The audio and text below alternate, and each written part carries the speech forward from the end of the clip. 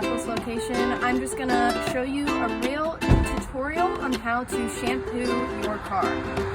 So, first step, get all your trash out. Step 2. Vacuum rugs and upholstery.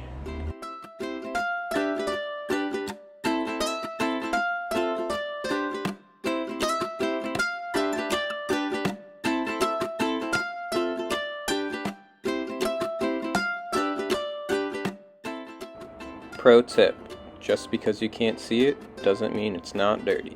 Now it's time for shampoo.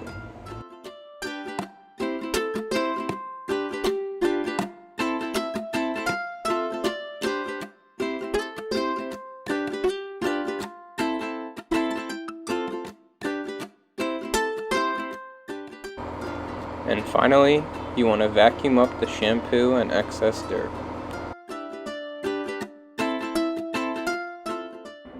And just like that, you're done. We suggest that you let your car dry for 30 minutes to an hour.